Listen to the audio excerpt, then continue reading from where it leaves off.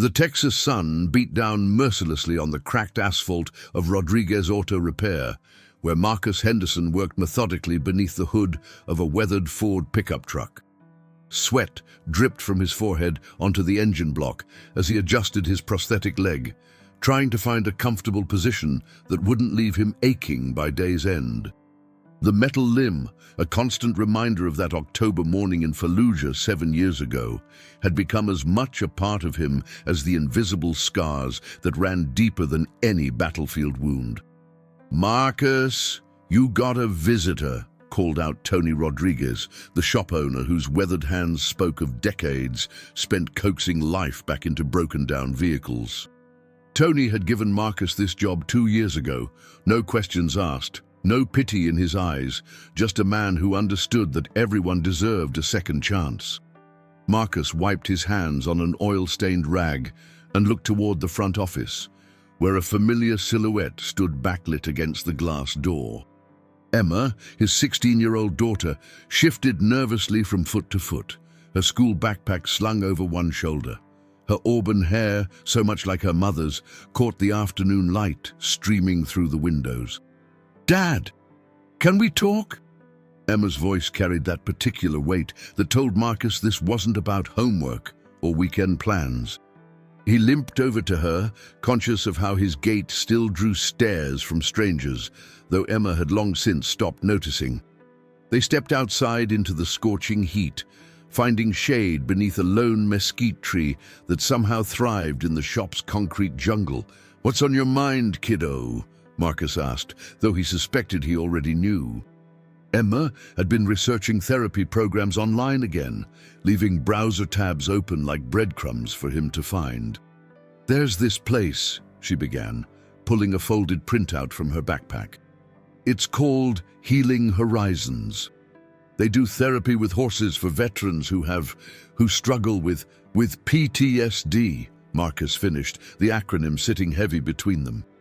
They'd never talked openly about the nightmares that still jolted him awake, or the way crowds made him sweat and scan for exits.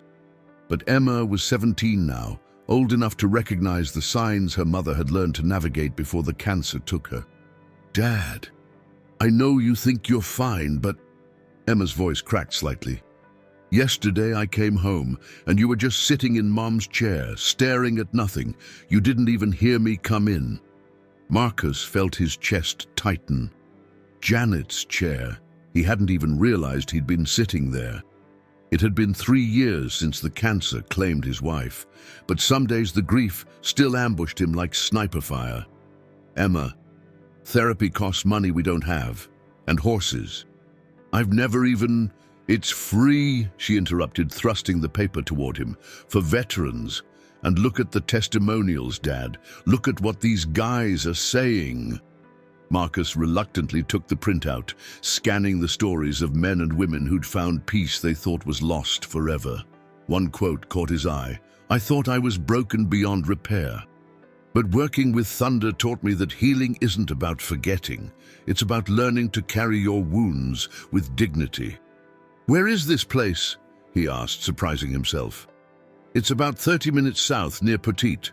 Small operation, but the woman who runs it is supposed to be amazing. Sarah Mitchell. She's a licensed therapist and former Army medic."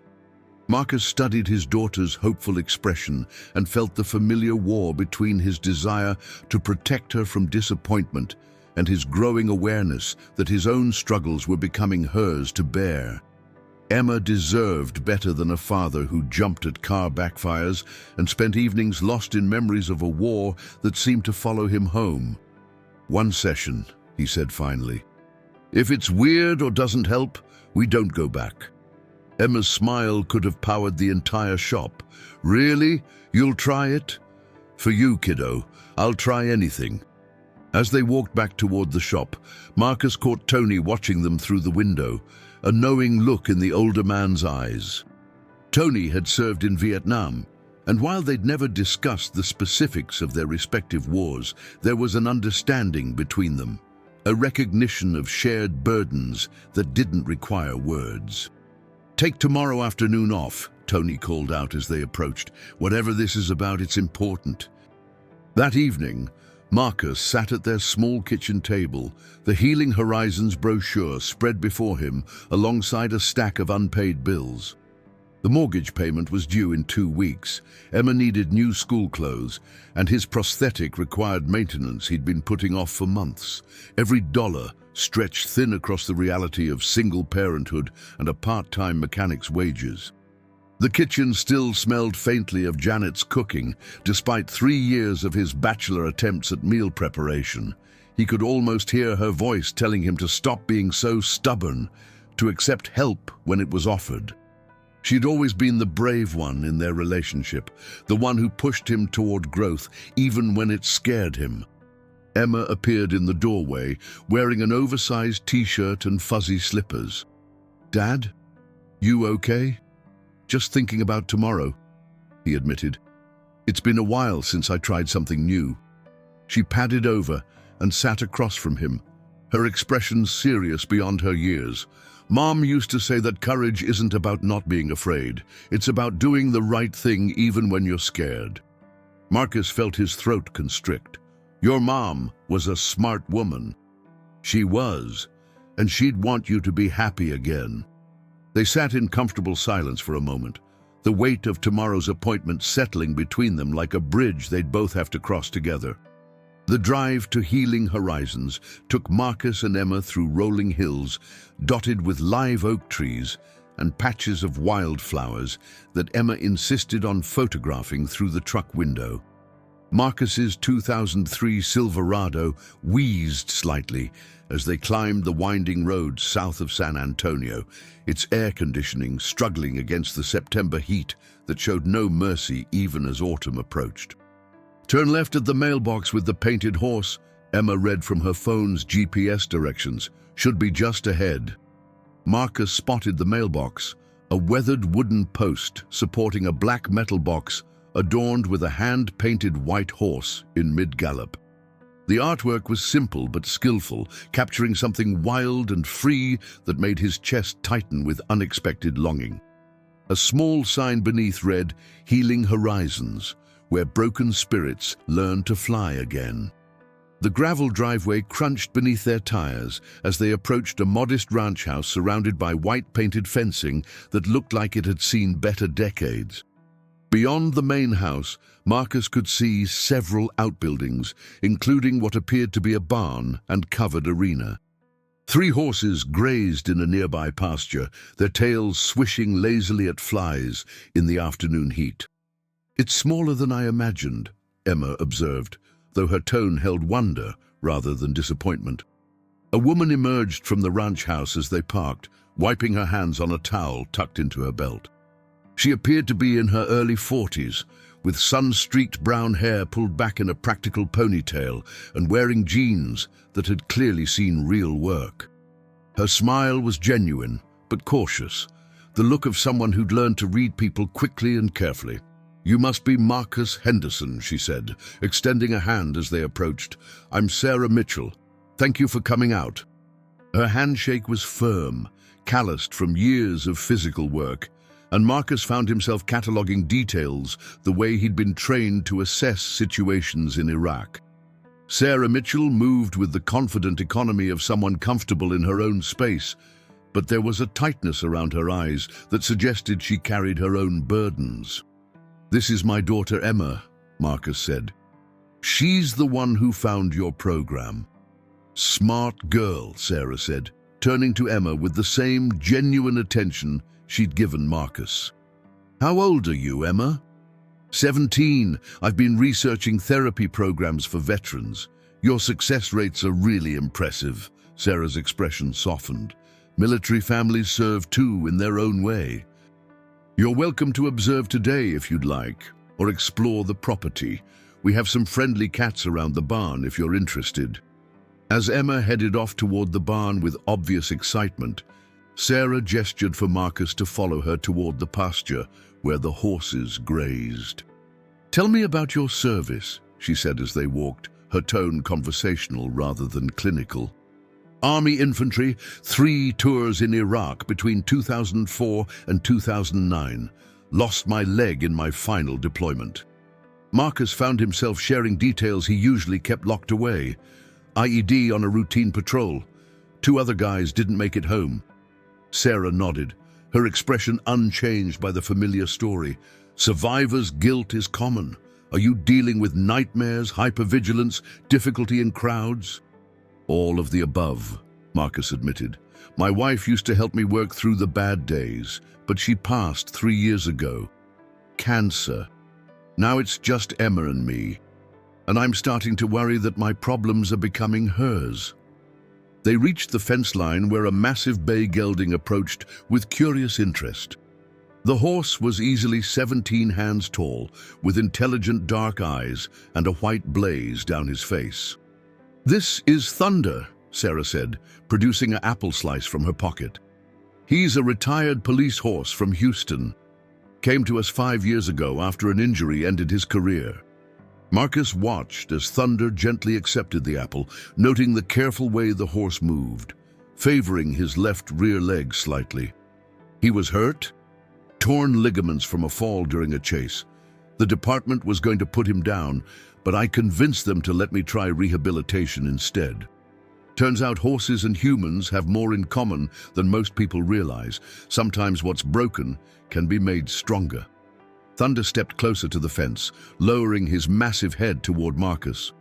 Almost without thinking, Marcus reached out to touch the horse's soft muzzle, surprised by the warmth and the gentle way Thunder breathed against his palm.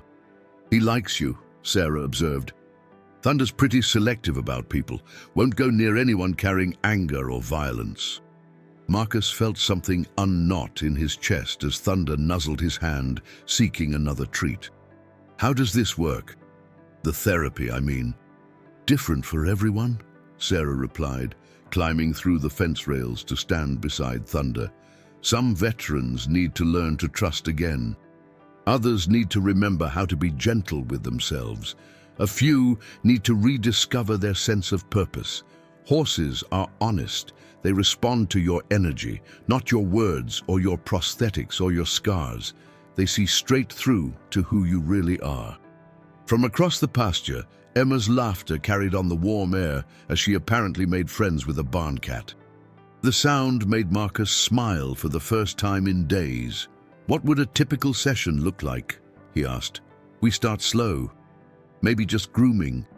Learning to read Thunder's body language and letting him read yours. Eventually, if you're both comfortable, we might try some groundwork, leading exercises, basic communication. The goal isn't to become a cowboy overnight. It's to build a relationship based on mutual respect and trust. A pickup truck pulled into the driveway, dust clouds trailing behind it.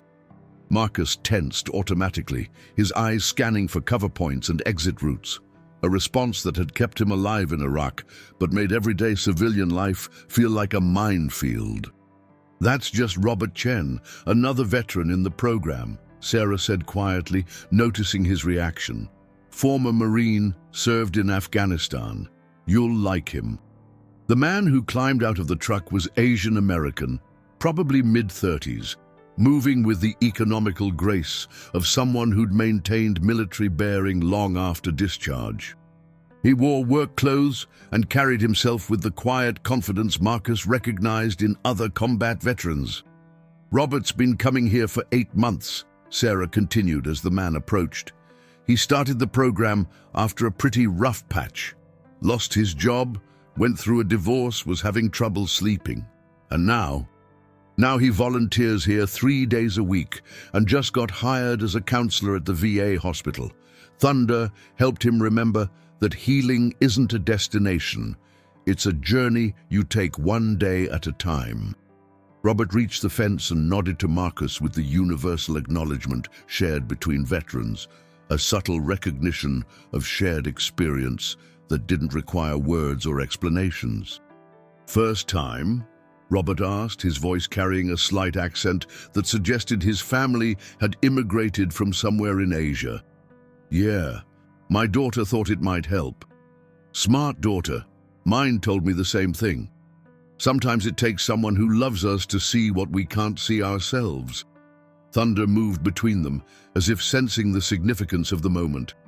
Marcus found himself touching the horse's neck again, surprised by how the simple contact seemed to quiet the constant background noise of anxiety that had become his normal state. "What do you say we try a short session?" Sarah suggested. "Just the basics, introducing you to Thunder properly, showing you how to read his signals. Emma can watch if she wants." Marcus looked toward the barn where his daughter was photographing an orange tabby cat sitting on a hay bale. She caught his eye and gave him an encouraging thumbs up. "All right," he said, surprised by his own voice. "Let's see what this is all about." As Sarah opened the gate and led them into the pasture, Marcus felt something he hadn't experienced in months, a sense of possibility, as if the afternoon might hold surprises he couldn't yet imagine. 3 weeks into his sessions at Healing Horizons, Marcus found himself arriving early, ostensibly to help Sarah with barn chores, but really because the 40-acre property had become a refuge from the noise inside his head. This particular Thursday morning found him mucking stalls, while Thunder watched with what Marcus had come to recognize as the horse's amused expression. "You know," Marcus said to the gelding, who stood patiently in the cross ties while Marcus cleaned his stall, 3 months ago, if someone told me I'd be talking to a horse at 7 in the morning, I'd have recommended psychiatric evaluation." Thunder nickered softly, a sound that had become as familiar and comforting as Emma's laughter. Sarah appeared in the barn doorway carrying 2 steaming coffee mugs, her boots crunching on the concrete aisle. "Talking to yourself again, Henderson?" "Talking to Thunder," Marcus corrected, accepting the coffee gratefully. "He's a better listener than most people." "That's because he doesn't judge," Sarah replied, settling onto a hay bale. "How are you sleeping these days?" The question was casual, but Marcus had learned to recognize Sarah's professional interest, disguised as friendly conversation.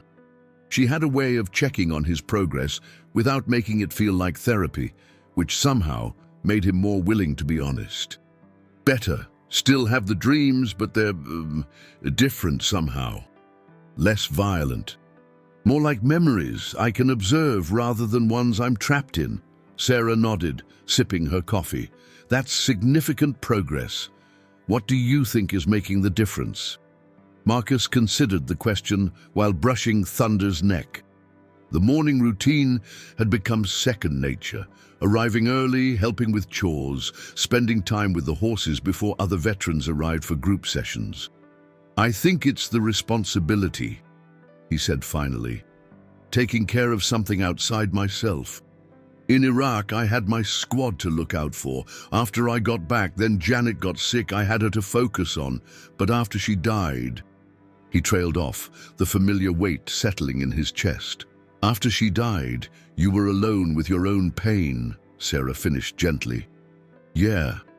And Emma was dealing with losing her mom, so I tried not to burden her with my problems. But that just made everything worse. I was drowning and trying to hide it at the same time." The barn filled with comfortable silence, broken only by the sounds of horses moving in their stalls and the distant hum of traffic on the highway. Marcus had learned to appreciate these quiet moments, so different from the hyper-vigilant silence of combat zones. "Can I ask you something?" Marcus said, turning to face Sarah. "How did you end up doing this? It's not exactly a typical career path." Sarah was quiet for a long moment, staring into her coffee mug. When she spoke, her voice carried the weight of personal experience. "My brother Danny was a Marine. 2 tours in Afghanistan. Came back with PTSD that went untreated for too long. The VA was overwhelmed, waiting lists were months long, and traditional therapy wasn't helping. He ended up self-medicating with alcohol and pain pills." Marcus felt his stomach clench, recognizing the all-too-familiar story. "Danny took his own life 4 years ago," Sarah continued, "left behind a wife and 2 kids. After the funeral, I kept thinking about all the resources that exist for physical wounds. Surgeries, prosthetics, physical therapy. But for the invisible wounds, the ones that really matter, there was so little available." "So you started this place?" "Started small. I was already a licensed therapist, but I got additional training in equine-assisted therapy. Bought this property with Danny's life insurance money and started with 2 rescued horses. Word spread through the veteran community, and here we are. Marcus looked around the barn with new understanding. This is all running on donations. Donations, grants, fundraising events. Some months are tighter than others. Sarah's expression grew tense. Actually, we're facing a pretty significant challenge right now. The family that owns this land has decided to sell, and our lease is up at the end of the year. The words hit Marcus like a physical blow. What does that mean for the program? We're trying to raise enough money to buy the property outright, but 40 acres this close to San Antonio is expensive. The asking price is $2 million, and our savings account has about $30,000. Marcus did the math quickly and felt his chest tighten. How many veterans are in the program? 47 active participants with a waiting list of 30 more. We've served over 200 veterans since we opened. Sarah's voice remained steady, but Marcus could see the strain around her eyes. I've been meeting with potential donors, applying for grants, even started a GoFundMe page. But time's running out. The sound of approaching vehicles interrupted their conversation. Through the barn's open doors, Marcus could see Robert Chen's pickup truck, followed by a sedan he didn't recognize. Thursday group session, Sarah explained, standing and straightening her shoulders in the way Marcus recognized as someone preparing to face a challenge. We have a new veteran joining today, Jennifer Walsh, Army medic from Afghanistan. Marcus felt the familiar flutter of anxiety that came with meeting new people. Group therapy had been the hardest part of his healing journey, forcing him to share space with others who carried their own versions of the same wounds. But over the past 3 weeks, he'd begun to appreciate the value of being around people who understood without needing explanations. Robert entered the barn first, followed by a woman in her late 20s with short dark hair and the careful posture of someone scanning for threats. Jennifer Walsh wore civilian clothes but moved with military precision, her eyes taking in every detail of the barn's layout. "Marcus, this is Jennifer Walsh," Sarah said. "Jennifer, Marcus Henderson is one of our regulars. Army infantry, Iraq veteran." Jennifer's handshake was firm, her grip speaking to upper body strength maintained through discipline rather than vanity. "Ma'am," she said to Sarah, then nodded to Marcus. "Infantry, huh? I patched up a lot of you guys overseas. Where were you stationed?" Marcus asked. "Fob Shank, Logar Province, you?" "Fob Liberty, mostly. Some time at Victory Base Complex." The shared geography created an immediate connection, the kind of understanding that existed between people who'd breathed the same dust and sweated under the same unforgiving sun. Marcus could see Jennifer's shoulders relax slightly. "How long you been out?" she asked. 7 years. You?" 18 months. Still adjusting. Robert approached, leading a gentle mare named Sage, a paint horse with kind eyes and infinite patience with nervous veterans. "Jennifer, meet your therapy partner. Sage here has been working with new participants for 3 years. She's got more emotional intelligence than most people." As the group gathered in the indoor arena for their session, Marcus found himself thinking about Sarah's revelation regarding the property. The thought of losing this place, this sanctuary that had become essential to his healing, felt like another kind of amputation. But as he watched Jennifer tentatively approach Sage, saw the moment when her hyper-vigilant posture began to soften under the mare's patient acceptance, Marcus realized that his healing journey had evolved beyond personal recovery. These people, this place, had become worth fighting for in ways that felt both familiar and entirely new. "Sarah," he said quietly as the session began, "what can I do to help save this place?" Her smile was the first genuinely hopeful expression he'd seen from her all morning. "Are you sure you want to get involved? Fundraising can be pretty intensive." Marcus looked around the arena at Robert working with thunder, at Jennifer discovering that Sage would stand perfectly still as long as she needed to feel safe, at the collection of healing happening in this simple building. "I'm sure," he said, "this place saved my life. Now it's time to return the favor." The fundraising meeting took place on a Saturday afternoon in Sarah's kitchen, the ranch house's main room transformed into a makeshift headquarters with laptops, spreadsheets, and coffee mugs covering every available surface. Marcus arrived to find Sarah, Robert, and two other veterans he'd met in group sessions. David Rodriguez, a Navy veteran who'd served on a destroyer in the Persian Gulf, and Patricia Williams, an Air Force veteran who'd done 3 tours flying cargo missions into Iraq and Afghanistan. "All right, let's see where we stand," Sarah said, pulling up a spreadsheet on her laptop. "We've raised $63,000 through the GoFundMe page, local fundraising events, and individual donations. We have 41 days until the lease expires." The numbers hung in the air like a death sentence. Marcus did quick math in his head. They needed over $1 million in less than 6 weeks. "What about grants?" Patricia asked. She was a methodical woman in her early 40s who approached problems with the systematic thinking of someone who'd coordinated complex military logistics. "I've applied to every veteran-focused foundation I can find," Sarah replied. 3 have said no, 2 are still considering, and 1 won't announce decisions until after the new year. Robert leaned back in his chair, frustration evident in his posture. "There's got to be something we're missing, some angle we haven't considered." Marcus had been thinking about this problem for 2 weeks, approaching it the way he'd been trained to assess tactical situations in Iraq. What about corporate sponsors? Large businesses with veteran employment programs or community outreach budgets? "I've tried the obvious ones: defense contractors, veteran-focused organizations. Most either don't have the budget or they're already committed to other causes this fiscal year," Sarah said. David, who had been quiet throughout the meeting, suddenly looked up from his phone. "What about celebrities?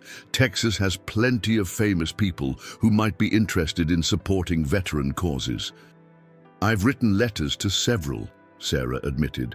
"Most never respond, and the ones that do usually send a polite form letter declining." Patricia was making notes on a legal pad, her handwriting reflecting military precision. "We need to think about this differently. Instead of asking for the full amount from one source, what if we targeted specific components? The property costs $2 million, but we could break that down. So much for the land itself, so much for barn improvements, so much for program equipment." "That's actually brilliant," Robert said, leaning forward with renewed interest. "Create different sponsorship levels that businesses could afford individually." Marcus found his mind wandering as the conversation continued, thinking about the various Texas celebrities they'd mentioned. George Strait's name had come up twice, along with several other country music stars who had reputations for supporting veteran causes. Something nagged at him about that connection, a memory he couldn't quite place. "Marcus, you look like you're thinking about something," Sarah observed. "Just trying to remember something," he said. "My wife Janet was a huge country music fan, especially George Strait. She used to tell me stories about him, but there was something specific." He trailed off, frustrated by his inability to capture the elusive memory. "George Strait would be an amazing supporter to have," Patricia said. "From what I've read, he's genuinely committed to veteran causes, not just doing it for publicity." The afternoon wore on with the group developing a comprehensive outreach strategy. They would divide up celebrity contacts, create professional presentation materials, and launch a more aggressive social media campaign. It felt productive, but also overwhelming, like trying to move a mountain with teaspoons. As the meeting wound down, Marcus lingered to help Sarah clean up. The kitchen felt too quiet after the afternoon's intense energy. "You doing okay?" he asked as they loaded the dishwasher together. "Honestly, I'm scared," Sarah admitted. This place isn't just my business. It's my way of honoring Danny's memory. If we lose it, all those veterans on the waiting list, all the future lives we might have helped. Marcus understood that kind of pressure, the weight of responsibility that went beyond personal consequences. We'll figure it out. Sometimes the solution comes from a direction you never expected. That evening, Emma helped Marcus research Texas celebrities with veteran connections, their dining room table covered with printouts, and Emma's laptop displaying various charity websites. "Dad, look at this," Emma said, pointing to her screen. "George Strait's son Bubba served in the army. He did a deployment to Iraq around the same time you were there." Marcus felt that nagging memory stir again, stronger this time. What was his unit? Emma clicked through several pages. Looks like he was with the 25th Infantry Division, stationed at Fob Liberty for part of his deployment. The words hit Marcus like lightning. Fob Liberty. He'd spent months there during his second tour. The base was large, housing thousands of troops, but the name George Bubba Strait suddenly connected with a face and a series of conversations that had happened almost 8 years ago. "Emma, do you remember your mum's story about meeting George Strait at that charity event? The one where she was helping with the silent auction. She said he was really nice, asked about you being deployed." Marcus felt his pulse quicken as the memory crystallized. She mentioned that his son was serving overseas too, and George asked her about veteran support programs. He seemed really interested in what services were available for soldiers coming home. Emma looked up from her laptop, sensing her father's excitement. "Dad, you're not thinking of trying to contact George Strait directly, are you? I mean, he probably gets thousands of requests." Marcus was already moving toward the hallway closet where Janet's boxes were stored, items he'd been unable to sort through even 3 years after her death. "Your mom kept everything. Programs, photos, business cards. If she met someone important, she would have documented it." The third box yielded treasure, a folder labeled Charity Events containing photos, programs, and business cards from various fundraisers Janet had helped organize through her work with the hospital. Near the bottom, Marcus found what he was looking for, a photo of Janet standing with George Strait at what appeared to be a silent auction event, both of them smiling naturally, not the forced expression of a typical fan photo. On the back, in Janet's careful handwriting, George Strait Veteran Support Auction, March 2016. Asked about Marcus's deployment and veteran programs in San Antonio area. Genuine interest in helping soldiers transition home. But the real find was tucked behind the photo. A business card for George Strait's management company with a handwritten note on the back. "Janet, if your husband ever needs anything veteran-related, don't hesitate to reach out. George." Emma stared at the card in amazement. "Dad, do you think he'd remember her?" Marcus studied the photo of his late wife, standing beside one of country music's biggest stars, both of them looking genuinely happy to be supporting a good cause. Janet had possessed a natural ability to connect with people, to make them feel heard and valued, regardless of their fame or status. "Only one way to find out," he said, reaching for his phone. The call to the management company went to voicemail as expected. Marcus left a careful message explaining who he was, mentioning Janet's name and the charity event, and briefly describing Healing Horizon's situation. He tried to sound professional rather than desperate, though his heart was pounding as he spoke. "Think it'll work?" Emma asked after he hung up. Marcus looked again at the photo of Janet, remembering her unwavering faith in the goodness of people and the power of simply asking for help when it was genuinely needed. "Your mom always said that the worst thing someone can say is no, and you're not worse off than before you asked. But sometimes, if you ask the right person at the right time for the right reason, magic can happen." As they cleaned up the boxes and papers, Marcus felt something he hadn't experienced since Janet's death, a sense that she was still looking out for them, still finding ways to help from whatever place she'd gone to. Whether George Strait would respond remained to be seen, but for the first time in weeks, Marcus felt genuinely hopeful about Healing Horizons' future. The call came on a Tuesday morning while Marcus was replacing brake pads on a customer's sedan. Tony Rodriguez appeared at his elbow, holding the shop's landline phone with an expression that mixed curiosity and excitement. "Marcus, you got a call. Says he's calling about your wife Janet and some horse therapy program." Marcus wiped his hands and took the phone, his heart hammering against his ribs. "This is Marcus Henderson." "Marcus, this is Tom Mitchell from George Strait's management office. I got your message about Janet and the veteran therapy program. George remembers your wife very well, said she was one of the kindest people he'd ever met at a charity event. He'd like to learn more about Healing Horizons." The world seemed to tilt slightly. Marcus gripped the phone tighter, trying to keep his voice steady. Thank you. What would be the best way to provide information?" Actually, George would prefer to see the operation firsthand. Would it be possible for him to visit the ranch this Thursday afternoon? He'll come quietly, no media or fanfare. He just wants to understand what you're doing there. Marcus felt like he was dreaming. Of course. Sarah, that's the woman who runs the program. She'd be honored to show him around. Excellent. He'll arrive around 2 p.m. And Marcus? George wanted me to tell you that Janet spoke about you with such pride that day. He's never forgotten that conversation. After hanging up, Marcus stood in stunned silence until Tony clapped him on the shoulder. "Good news, I hope. George Strait wants to visit Healing Horizons Thursday afternoon." Tony's eyebrows shot up. "The George Strait? Well, I'll be damned. Your wife really did know everybody, didn't she?" Marcus called Sarah immediately, catching her between therapy sessions. Her initial response was stunned silence, followed by what sounded like a small panic attack. "George Strait? The actual George Strait is coming here? Marcus, this place isn't ready for someone like that. The barn needs painting. The arena could use new sand and—" "Sarah, breathe," Marcus interrupted. "He's not coming as a celebrity critic. He's coming because he genuinely cares about veteran causes.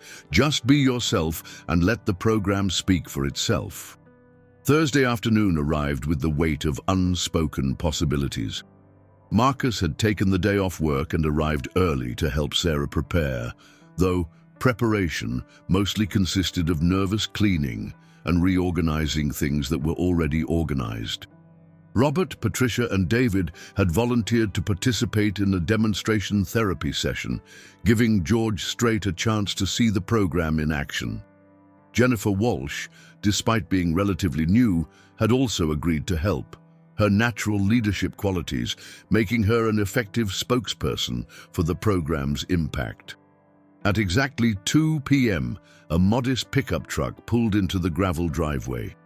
No entourage, no security detail, just a man in jeans, boots, and a simple button-down shirt climbing out of the driver's seat like any other Texas rancher coming to look at horses. George Strait was smaller in person than Marcus had expected, but his presence filled the space around him with quiet authority. His handshake was firm, his eyes kind, and when he spoke, his voice carried the same warmth that had made him beloved by millions of fans. "Marcus, I can't tell you how sorry I was to hear about Janet's passing. She was a remarkable woman. Talked about you and your service with such pride that I felt like I knew you personally." Marcus felt his throat tighten. "Thank you, sir.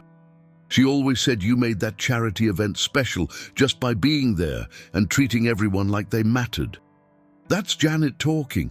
She had a way of making everyone feel important." George's expression grew serious. "Now tell me about this program and what you're trying to accomplish here." Sarah stepped forward, her nervousness evident but her passion stronger. "Mr. Strait, Healing Horizons provides equine-assisted therapy for veterans dealing with PTSD, depression, and adjustment disorders. We've served over 200 veterans since opening, with a 93% completion rate and significant improvement in symptoms across all participants. George nodded, his attention focused completely on Sarah's words. "And you're facing the loss of this property?" "Yes, sir. Our lease expires in 37 days. The landowners need to sell, and the asking price is $2 million. We've raised about $63,000 through various fundraising efforts, but it's not nearly enough," George finished. "Show me what you do here. I want to see these horses and meet some of the veterans you're helping." The tour began in the barn, where Thunder stood in his stall with the regal bearing of a horse who knew his own importance. George approached the stall door with the confidence of someone comfortable around horses. "This is Thunder," Sarah explained, "retired police horse from Houston. He's our primary therapy partner for veterans dealing with trust issues and hypervigilance."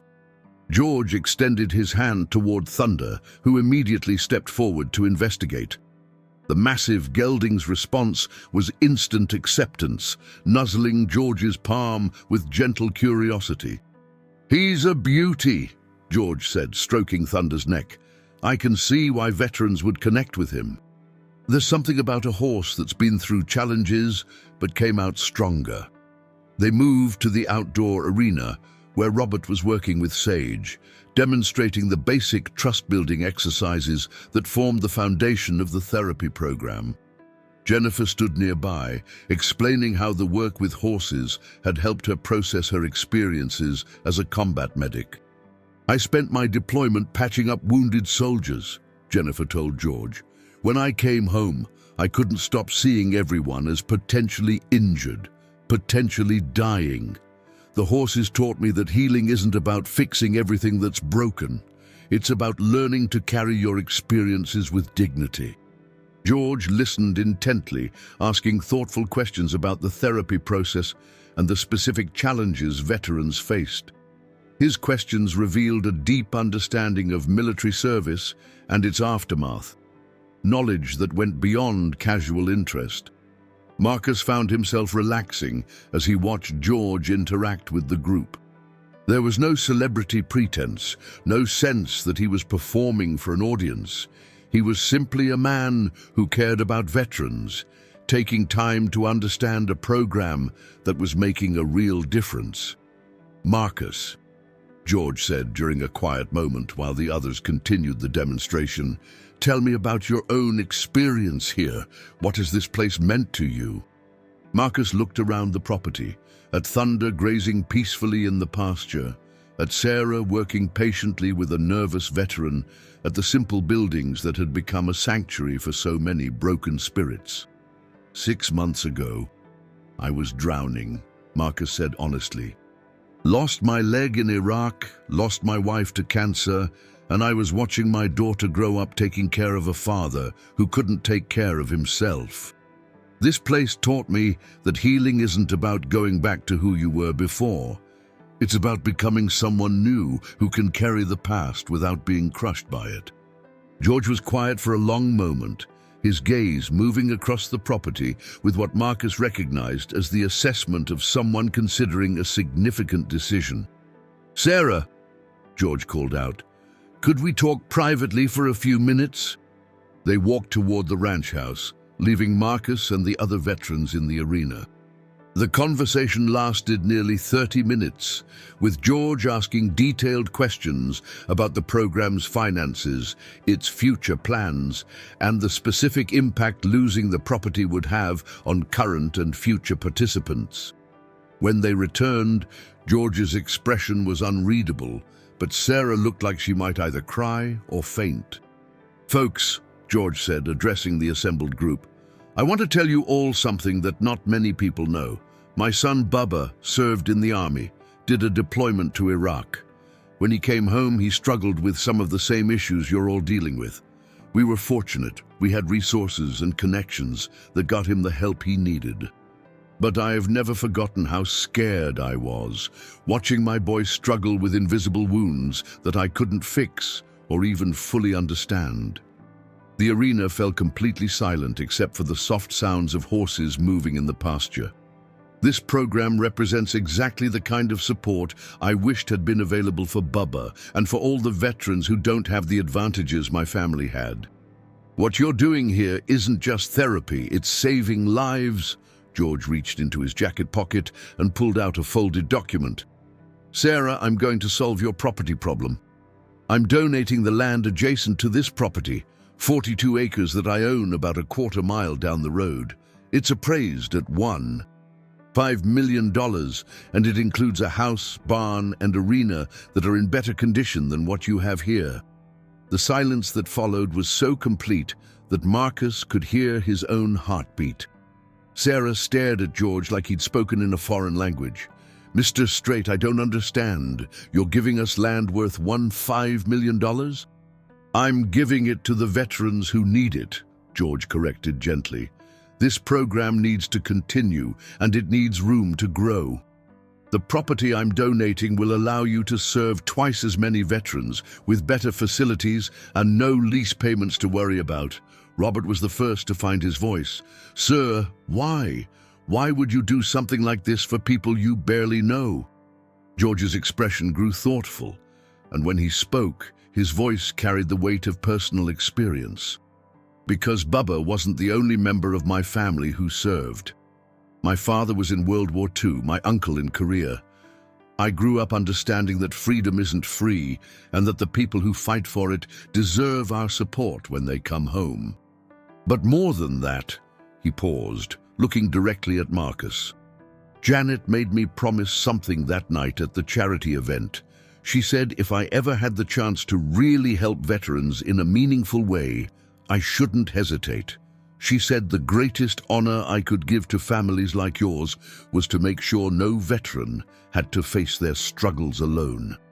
Marcus felt tears he hadn't expected gathering in his eyes. Even 3 years after her death, Janet was still finding ways to take care of people, still orchestrating connections that would help others heal. There is one condition, George continued, his tone becoming slightly formal. I want this program to be able to help any veteran who needs it, regardless of their ability to pay. And I want it to be named the Janet Henderson Center for Veteran Recovery. The world seemed to stop spinning. Marcus heard Emma's voice calling his name from somewhere far away, but he couldn't respond through the emotion that threatened to overwhelm him. George, he finally managed, I don't know what to say. Say you'll help Sarah run the best damn veteran therapy program in Texas, George replied with a smile. And say you'll make sure Janet's memory lives on in every life this place touches. As the group gathered around George and Sarah to discuss the details of the donation, Marcus found himself standing apart for a moment, looking up at the Texas sky where the late afternoon sun painted everything in golden light. He could almost feel Janet's presence, could almost hear her telling him that sometimes the most broken things become the most beautiful when they're given the chance to heal others. Thunder wandered over to the fence where Marcus stood, the big gelding seeming to sense the magnitude of the moment.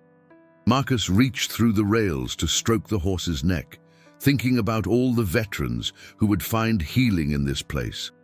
All the families who would be touched by Janet's continuing legacy of compassion. Thank you, he whispered, not sure if he was talking to Thunder, to George Strait, or to his late wife. In the end, it didn't matter. Gratitude had a way of finding its own path, just like healing, just like hope, just like the unexpected generosity that changes everything when you least expect it. The Janet Henderson Center for Veteran Recovery would open its doors in 6 weeks on a piece of Texas land donated by a country music legend who understood that some gifts are too important to keep to yourself. And Marcus Henderson, who had once thought his story was ending, realized he was actually just beginning the most important chapter of his life. 1 year later, the Janet Henderson Center for Veteran Recovery had served over 400 veterans, with a waiting list that stretched across 3 states. Marcus had become the program's full-time coordinator, working alongside Sarah to expand services that now included family counseling, job placement assistance, and a mentorship program pairing recent veterans with those further along in their healing journey. Emma, now 18 and preparing for college, spent her weekends volunteering at the center, often leading support groups for military children dealing with their own secondary trauma.